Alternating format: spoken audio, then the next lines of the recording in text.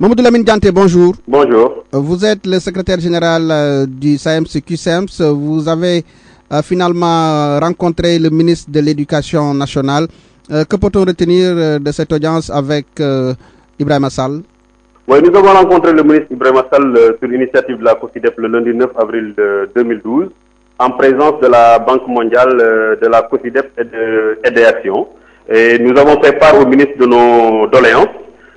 Il a répondu que, n'ayant pas encore fait de passation de service avec son prédécesseur, il ne peut pas prendre de décision formelle par rapport à nos préoccupations, qu'il juge tout de même totalement légitimes, et que tous les accords signés avec l'État du Sénégal les engagent et qui seront amenés à les matérialiser, mais que, aussitôt après la passation de service avec M. Khalidou Diallo, il se promet de nous rencontrer pour discuter en profondeur par rapport à nos préoccupations, mais surtout, selon ses propres termes, élaborer avec nous un calendrier de règlement des conflits.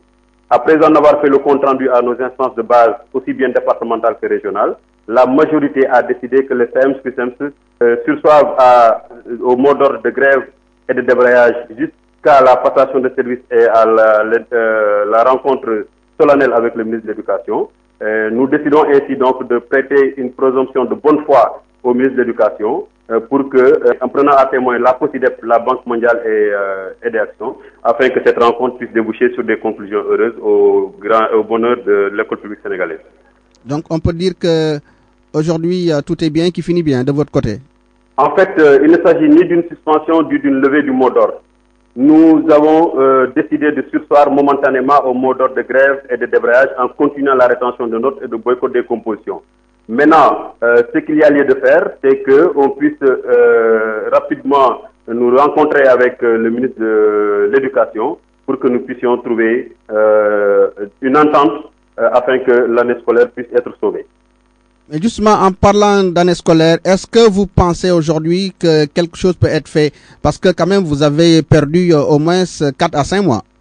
Oui, je dois d'abord dire que nous sommes très sensibles au désarroi dans lequel baignent certains élèves de Dakar, de certains lycées de Dakar, et nous comprenons parfaitement leur état l'état dans lequel ils se trouvent, et c'est une situation que nous comprenons, nous en connaissons les causes, eux également savent les causes, mais cela n'est pas important. Ce qui est important, c'est que nous sommes des techniciens de l'éducation et il y a des planificateurs de l'éducation. Nous savons qu'aujourd'hui, avec un réaménagement correct du calendrier scolaire, ils peuvent avoir une année relativement normale qui leur permet d'aller à chance égale avec leurs camarades aux examens de fin d'année. Nous leur lançons un appel solennel afin qu'ils se ressaisissent et comprennent qu'aujourd'hui, l'heure n'est pas à chercher à faire perdre autant de temps à leurs autres camarades que sur 300 lycées au Sénégal, quand 10 lycées sont bloqués, cela ne peut conduire aucun gouvernement sérieux à décréter une année blanche. Par conséquent, nous leur demandons donc de profiter du fait que la majorité des enseignants du moins secondaire va reprendre les cours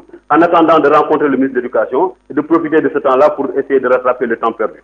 Est-ce que vous pensez à certains établissements scolaires, notamment à l'intérieur du pays, où il commence à pleuvoir dès le mois de mai? Oui, mais en 2008, la même situation a prévalu, mais on a été obligé de faire un réaménagement du calendrier scolaire. Donc, à ce niveau-là, je crois que le problème ne se pose pas. Ce qui est important, c'est de permettre aux élèves d'avoir le maximum d'heures de programme à apprendre afin qu'ils puissent aller à chance égale à leurs examens de fin d'année. Maintenant, il y a évidemment des réglages à faire, notamment par rapport au paiement du salaire des vacataires. Selon vous, qu'est-ce qu'il faut faire concrètement pour résoudre de façon définitive la lancinante question de l'éducation qui chaque année quand même constitue un véritable problème parce que c'est des grèves à n'en plus finir? En fait, la position du SAEMS-QSEMS a été toujours de dire qu'il ne s'agit pas de sauver une année scolaire, mais il s'agit de sauver le système éducatif. Pour sauver le système éducatif, il faudrait qu'ensemble, avec les nouvelles autorités, que nous puissions trouver des solutions à une stabilité durable du système. En quoi faisant en nouant un partenariat sincère entre les nouvelles autorités et les organisations syndicales pour que les nouvelles autorités s'engagent à respecter les accords et à ouvrir des négociations à chaque fois que des doléances sont posées et que les enseignants également s'engagent à stabiliser durablement le système en n'ayant pas facilement recours à des modes d'ordre de grève et de débrayage. Donc à partir de ce moment-là, nous pouvons atteindre les objectifs du millénaire en matière d'éducation. Maintenant, ce qu'il va falloir faire présentement, c'est que l'on puisse se retrouver rapidement pour s'accorder sur un minimum et avec les planificateurs de l'éducation et les syndicats d'enseignants, que nous puissions étudier les modalités d'un réaménagement correct du calendrier scolaire et nous sommes prêts, SAEMS-CUSEMS, à accompagner le gouvernement dans ce sens-là. Mamadou Lamine Dianté, je vous remercie. Je rappelle que vous êtes le secrétaire général du SAEMS-CUSEMS.